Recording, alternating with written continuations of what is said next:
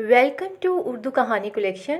आपसे गुजारिश है कि उर्दू कहानी कलेक्शन को सब्सक्राइब और बेल आइकन को क्लिक कर दें ताकि नई आने वाली वीडियो का नोटिफिकेशन आपको बआसानी मिल सके। बड़े मियाँ ने बताया कि मुझे परसों इस एजाज़ हुसैन का फ़ोन आया था कि कुलसूम इसे बताए बगैर आपके पास आ गई है। वो वापस कब आ रही है, वो खुद आएगी या मैं इसे लेने आऊँ? मैंने इसे बताया कि कुलसूम तो हमारे घर आई ही नहीं है।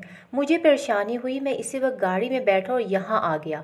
ये भी परेशान था क्योंकि कुलसूम को गए हुए 6-7 रोज़ हो गए थे। फिर अचानक इसको याद आया कि अखबार में किसी लड़की की तस्वीर शाया हुई थी जो कत्ल हो गई थी और इसके वारिस नहीं मिल रहे थे। फिर एजाज ने 3-4 रोज़ पुराने अखबार देखे और फिर हम दोनों तस्वीर को गौर से देखने लगे। तस्वीर में सिर्फ चेहरा था और आंखें बंद थीं। चेहरा मोटा था, इसलिए हम पूरी तरह पहचान न सके। मुझे 70% यकीन है कि ये तस्वीर मेरी बेटी कुलसूम की है। मैंने कहा, अगर आप तस्वीर पहचानने में दिक्कत महसूस कर रहे हैं तो मैं आपको वो कपड़े और जेवरात दिखा सकता हूँ जो लड़की की लाश से उतारे गए हैं। शायद आप इन चीज़ों की मदद से किसी फैसले पर पहुंच सकते हैं। मैंने सबसे पहले शलवार कमीज़ का टुकड़ा और दुपट्टा इनके आगे रखा। बाप कपड़े देखकर याद करने लगा। इसने माथे को हाथ से रगड़ा और बोला, मेरा ख्याल है कुलसूम एक बार इस सूट में हमारे घर आई थी। एजाज हुसैन फ़ौरन बोला, आपको कोई गलत फहमी हो रही है। इसके कपड़ों को आप मुझसे ज़्यादा नहीं जानते। इसके पास ऐसा कोई सूट नहीं था। मैंने कहा, आप लोग ये जेवरात देख लें। मैंने तमाम जेवरात इनके आगे रख दिए। बाप ने हर चीज़ को अलग अलग देखा। बाप ने एक अंगूठी और जंजीर का पत्ता पहचान लिया और कहा, इन दोनों चीज़ों को मैं पहचानता हूँ। एजाज हुसैन फिर बोला, ये दोनों चीज़ें भी कुलसूम की नहीं हैं क्योंकि 6 महीने पहले कुलसूम ने ज़िद की थी कि वो जंजीर और पत्ता बदलकर एक और डिज़ाइन की जंजीर और ब्लॉकेट लेना चाहती है। मेरे मना करने के बावजूद इसने ये जेवर बदलवा लिया था। मुझे कुछ रकम भी इसके साथ देनी पड़ी थी और अंगूठी वो सिर्फ एक ही पहनती है और ये 2 अंगूठियाँ हैं।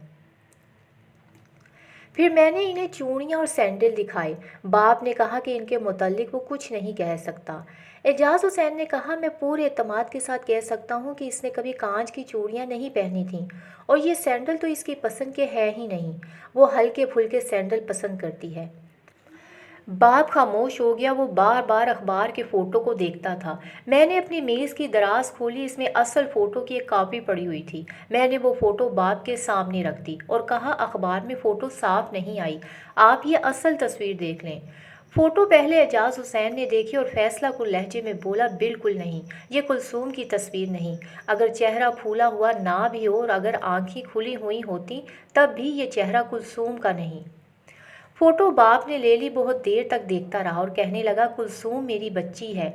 वो चूंकि लापता है इसलिए आंखों के सामने इसी की तस्वीर है। मैं यकीन से नहीं कह सकता, कभी ये चेहरा इसी का लगता है और कभी यकीन आ जाता है कि ये मेरी बच्ची का चेहरा नहीं। मैंने एजाज से पूछा, आपने कहा था कि आपकी बीवी आपको बताए बगैर अपने वालिदैन के यहाँ चली गई थी। क्या वो इससे पहले भी कभी आपको बताए बगैर गई है? इसने कहा, 4-5 बार गई है। मैंने कहा, इसकी कोई वजह? एजाज हुसैन ने कहा कि लड़कर गई थी और अब भी लड़कर ही गई है। ये इसकी आदत है। इसके ससुर ने गुस्से से कहा कि वो जितनी बार भी मेरे घर आई है इसने मुझे बताया कि तुम इसे परेशान करते हो और तलाक की धमकियां देते रहते हो। वो दोनों आपस में झगड़ने लगे। एजाज ने अपने ससुर से कहा, आप मुझे झांसा दे रहे हैं। आपकी बेटी आपके पास ही है और मुझे कह रहे हैं कि वो आपके घर नहीं आई। देखिए इंस्पेक्टर साहब, ससुर ने मुझे मुखातिब करते हुए कहा, एक बार इस जालिम के बच्चे ने मेरी बेटी को मार पीट कर घर से निकाल दिया था। वो 5-6 रोज़ मेरे घर ही रही और फिर वापस आ गई। वो कहती थी ये शराब पीता है। जनाब, मुझे शक है कि इसने मेरी बेटी को कत्ल कर दिया है या किसी से कत्ल करवा दिया है। ससुर की बात सुनकर एजाज हुसैन भी भड़क उठा और बोला, अपनी बेटी के करतूत आप नहीं बताएंगे। वो अपने किसी यार के साथ चली गई है। ससुर ने चिल्लाकर कहा, बकवास बंद करो। मैंने दोनों को खामोश कराया और कहा, ये पुलिस स्टेशन है, आपका घर नहीं। अगर आप लड़की को शनाख्त कर सकते हैं तो मुझसे बात करें, वरना यहाँ से तशरीफ़ ले जाएं। एजाज हुसैन फ़ौरन उठा और जनाब, मुझे ये बताएं कि मैं इसके ख़िलाफ़ कहाँ रिपोर्ट दर्ज कराऊं? इससे मेरी बीवी को रूपोश कर रखा है। मैंने कहा, आप डिस्ट्रिक्ट मजिस्ट्रेट के पास चले जाएं। वो तेज़ी से बाहर निकल गया। बूढ़ा ससुर बैठा रहा। इसने एजाज हुसैन के ख़िलाफ़ बहुत सी बातें की। बुजुर्ग मेरे लिए एक अहम गवाह बन सकता था। मैंने इससे कहा, आप लड़की की चीज़ों की शिनाख्त कर सकते हैं या नहीं? मुझे हाँ या ना में जवाब चाहिए। इसने एक बार फिर तस्वीर को गौर से देखा और चीज़ों को भी देखा और शक के लहजे में बोला, मैं हाँ भी कह सकता हूँ और ना भी नहीं कर सकता। मैं अभी तक शक में हूँ। मैंने इसे शामिल तफ्तीश कर लिया और इससे एड्रेस लेकर इसे कहा कि मुझे जब भी इसकी ज़रूरत पड़ी इसे हाजिर होना पड़ेगा। इसने बखुशी कबूल कर लिया। बूढ़ा उठने का नाम ही नहीं ले रहा था। मैं खुद उठा और इसे ये कहकर उठाया कि मैं एक तफ्तीश के सिलसिले में बाहर जा रहा हूँ। इसका दामाद कार ले गया था। मैंने इससे पूछा, आप कहाँ तक जाएंगे? इसने कहा कि अपना सामान लेने के लिए मुझे इस खबीस के घर जाना पड़ेगा। मैंने इससे इसके दामाद का एड्रेस पूछकर एक टांगा रुकवाया और इस बूढ़े को टांगे में सवार करा के इसके दामाद की तरफ भेज दिया। टांगा ज़रा दूर निकल गया तो मैं अपने दफ्तर की तरफ वापस मुड़ने लगा। मेरी नज़र ज़मीन पर पड़ी, वहीं झुक गया और कुछ देर ज़मीन को देखता रहा।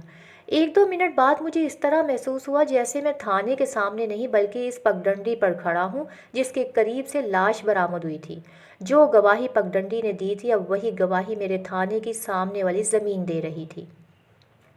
ये एक तंग सड़क थी जिसके सामने खासी चौड़ी कच्ची ज़मीन थी। इस पर मुझे 4-5 इंच जगह पर तेल गिरा हुआ नज़र आ रहा था। इसके दाएं और बाएं एक कार के टायरों के निशान थे। तेल का यही धब्बा मैंने टायरों के इसी किस्म के निशानों के दरमियान पगडंडी पर देखा था। पगडंडी पर जो निशान थे, इनसे मुझे इतना ही पता चला था कि इस वीराने में वहाँ तक एक कार गई है, वहाँ रुकी है और वहीं से वापस हुई है। टायरों के निशान पर किसी मुजरिम को नहीं पकड़ा जा सकता क्योंकि एक ही किस्म के टायर इतने बड़े शहर में सैकड़ों गाड़ियों के हो सकते हैं। लेकिन इन निशानों में मुझे पगडंडी पर और फिर सड़क के किनारे कच्ची ज़मीन पर नज़र आए थे। इनमें दो चीज़ें मुश्तरक थीं। एक ये कि इन दोनों निशानों के दरमियान तेल का डब्बा था। कार पुरानी थी जिससे कतरा कतरा तेल टपकता था। दूसरी चीज़ ये मुश्तरक थी कि चार टायरों में से एक टायर घिसा हुआ था। इन टायरों का निशान पगडंडी पर भी ऐसा ही था। मैंने पगडंडी पर तेल का धब्बा देखकर सोचा था कि कार पुरानी लगती है। मैं जब पप्पू की बीवी की लाश को पोस्टमार्टम के लिए भिजवा कर वापस थाने पहुंचा तो क्रीम कलर की एक कार थाने के अहाते से बाहर खड़ी देखी थी। अंदर गया तो ये ससुर और दामाद मेरे इंतज़ार में बैठे थे। अब बाहर आया तो कार दामाद ले जा चुका था। कार यकीनन इसी की थी और टायरों के निशान देखकर मेरे दिमाग में ससुर और दामाद का झगड़ा गूंजने लगा। आप समझ गए होंगे कि एजाज और इसकी बीवी की आपस में नाचाकी थी और नाचाकी भी इस हद तक थी कि एजाज ने एक बार अपनी बीवी को मार पीट कर निकाल दिया था और वो अपने वालदैन के यहाँ चली गई थी। ससुर दामाद को शराबी कह रहा था और ये भी कि वो 3-4 बार लड़कर अपने वालदैन के यहाँ इसे बताए बगैर चली गई थी। मेरा दिमाग और नज़र एक पुलिसमैन की थी, इसलिए मैं बाल की खाल उतारने लगा। ससुर ने कहा था कि एजाज हुसैन ने इसकी बेटी को कत्ल कर दिया या करवा दिया है। गोया नौबत ऐसे शकूक तक पहुंची हुई थी। फिर मुझे ख़ास तौर पर याद आया कि लड़की के बाप ने कपड़े, अंगूठी और जंजीर का पत्ता देकर कहा था कि ये चीज़ें इसकी बेटी की हैं, मगर एजाज ने इसकी तरदीद कर दी थी। बाप जो भी चीज़ देखता था सोच में पड़ जाता था और एजाज फ़ौरन कह देता था, नहीं ये इसकी बीवी की नहीं। तस्वीर देख देख कर बाप कहता था कि ये इसकी बेटी लगती है और फिर शक में पड़ जाता था और एजाज ने साफ कह दिया था कि ये इसकी बीवी की तस्वीर नहीं। मुझे एजाज हुसैन का अंदाज याद आ रहा था। अब इसकी कार का निशान देखकर मुझे शक होने लगा कि वो इस कोशिश में था कि बाप कहीं अपनी बेटी की तस्वीर पहचान ना ले। बहरहाल ये तस्वीर अगर एजाज की बीवी या जमील की बेटी की नहीं भी थी तो भी मेरे लिए कोई फ़र्क नहीं पड़ता था, क्योंकि मेरा मसला तो ये था कि एक लड़की कत्ल हो गई है और जहाँ से लाश बरामद हुई है इसके करीब एक कार के टायरों के निशान थे। इन निशानों के दरमियान तेल का धब्बा था। अब यही निशान और तेल का धब्बा मेरे थाने के सामने मुझे नज़र आ रहे थे। इससे मुझे यकीन हो गया था कि वीराने में यही कार गई थी, लेकिन ये ज़रूरी नहीं था कि कार एजाज ही लेकर गया हो सकता है इसका कोई दोस्त इसकी कार मांग कर ले गया और वो किसी लड़की को इसमें कत्ल करके लाश वहाँ फेंक आया हो।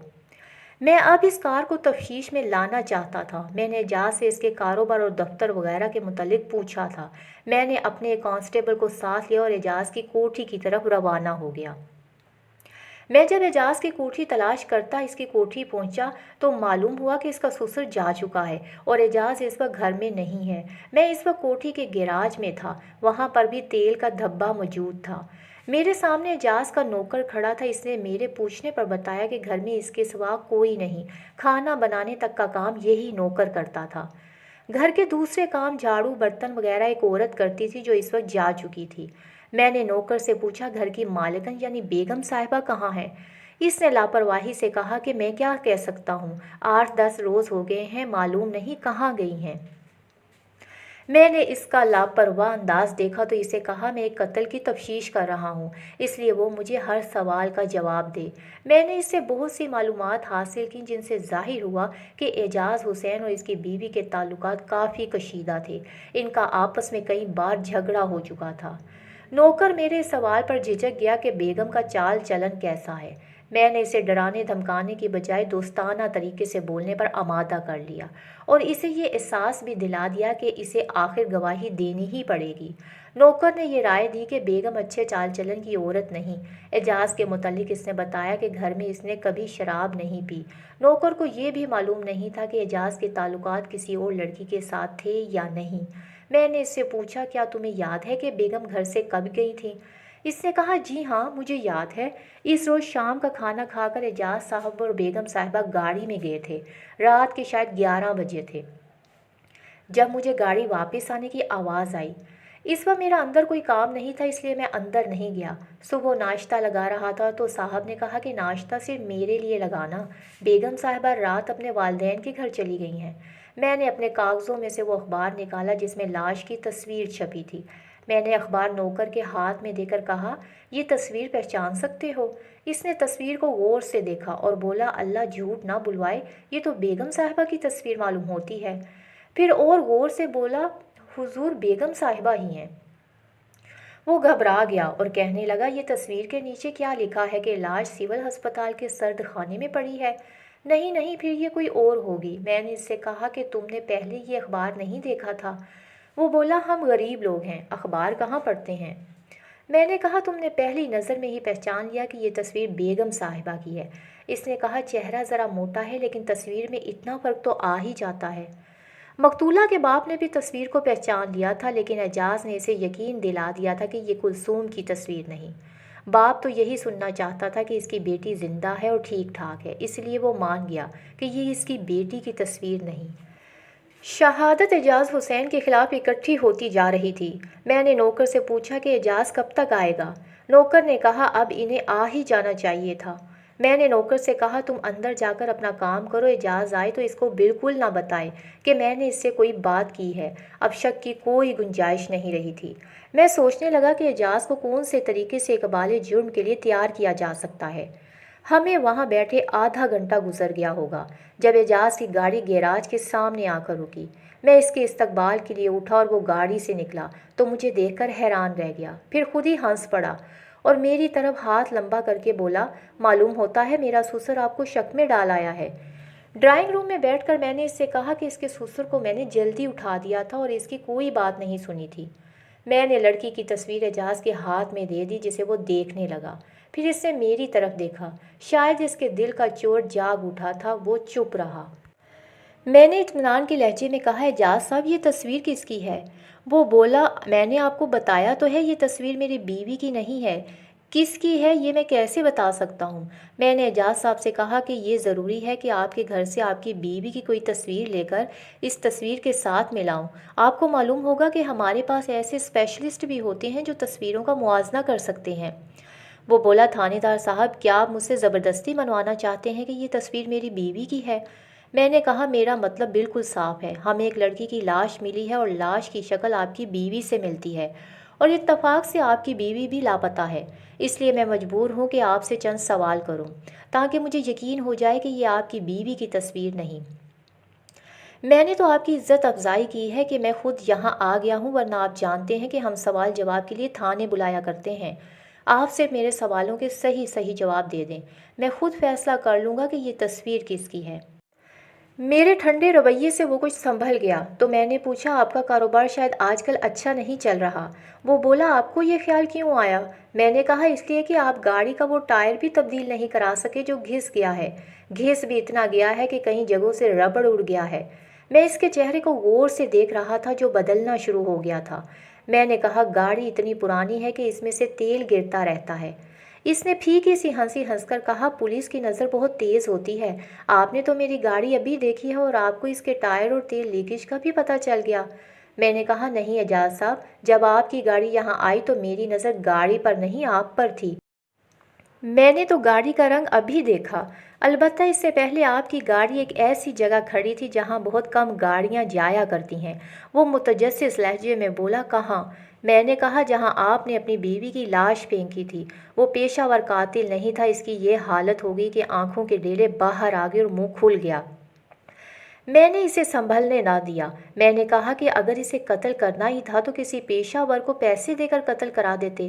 قتل کر دینا کوئی مشکل نہیں، لیکن آپ کو یہ علم نہیں کہ جہاں قتل کیا جاتا ہے وہاں کی بے زبان چیزیں، وہاں کی زمین اور لاش خود بھی گواہی دے دیا کرتی ہے۔ میں آپ کے پاس کسی شک کی بنا پر نہیں آیا، مجھے تو آپ کی بیوی کی لاش جہاں لائی ہے، میں آپ کی گاڑی کے نقش قدم پر چل کر یہاں آیا ہوں، جس کا ایک ٹائر گھسا ہوا ہے اور وہ جہاں رکتی ہے وہاں تیل کے چند قطرے گرا دیتی ہے۔ میں مکمل شہادت اور ثبوت لے کر آیا ہوں۔ وہ سخت گھبرا گیا۔ میں نے اس سے کہا، آپ اتنا نہ گھبرائیں، آپ میرے ساتھ تعاون کریں اور مجھ سے تعاون کی توقع رکھیں۔ میں اگر آپ سے کچھ بھی نہ پوچھوں اور گرفتار کر کے لے جاؤں تو بھی آپ کے خلاف بیوی کے قتل کا جرم ثابت کر سکتا ہوں، اس لیے آپ میرے ساتھ تعاون کریں۔ اس نے تعاون کے معنی کچھ اور ہی نکال لیے تھے۔ اس نے اپنے بیگ سے چیک بک نکالی اور چیک لکھ کر میرے آگے کر دیا۔ اس چیک میں کافی بھاری رقم درج تھی۔ میں نے چیک کو صرف دیکھا تھا، ہاتھ میں نہیں لیا۔ میں نے اس کی طرف دیکھا تو اس نے کہا کہ اگر آپ کو یہ منظور نہیں تو میں رقم زیادہ کر دوں گا، آپ جیسا تعاون کہیں گے میں کر دوں گا۔ آپ میرے ساتھ یہ تعاون کر دیں کہ اس کیس کو گول کر دیں، لاش کو لاوارث قرار دے دیں۔ اس کا باپ تو پہلے ہی مان گیا ہے کہ یہ لاش اس کی بیٹی کی نہیں ہے۔ میں نے اس سے کہا کہ آپ کی دی ہوئی یہ رقم میں کب تک کھا سکوں گا؟ آپ چیک اپنے پاس رکھیں اور میرے کچھ سوالوں کا جواب دے دیں، پھر میں آپ کو کوئی راستہ بتاؤں گا۔ اس نے کہا، جی پوچھیے، آپ جو پوچھنا چاہتے ہیں، میں کچھ بھی نہیں چھپاؤں گا۔ میں نے کہا کہ آپ مجھے بتائیں، بدکار آپ تھے یا آپ کی بیوی؟ آپ مجھے پوری بات بتا دیں۔ اس نے وہی کہانی سنائی جو پپو اور اس کی بدکار بیوی کی تھی۔ پپو کی کہانی میں گاؤں کی ایک ان پڑھ اور گنوار لڑکی بدکار تھی اور اعجاز کی کہانی میں ایک اونچے اور امیر خاندان کی تعلیم یافتہ لڑکی بدکار تھی۔ اعجاز نے بھی اسے پپو کی طرح اپنی عادتیں بدلنے کے لیے کہا تھا، مگر کلثوم ایک امیر خاندان کی بیٹی تھی جس نے اپنے گھر میں نوکروں چاکروں پر حکومت کی تھی۔ وہ اپنے خامند کو بھی نوکر سمجھتی تھی۔ اعجاز نے ایک بار اپنے سسر سے شکایت کی تھی تو سسر نے اعجاز کو ہی گالیاں دی تھیں۔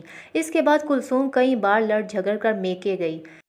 اعجاز کے بیان کے مطابق کلثوم کو دوستیاں کرنے کا شوق تھا۔ اس نے اعجاز کے دو عزیز دوستوں سے بھی تعلقات قائم کر لیے تھے۔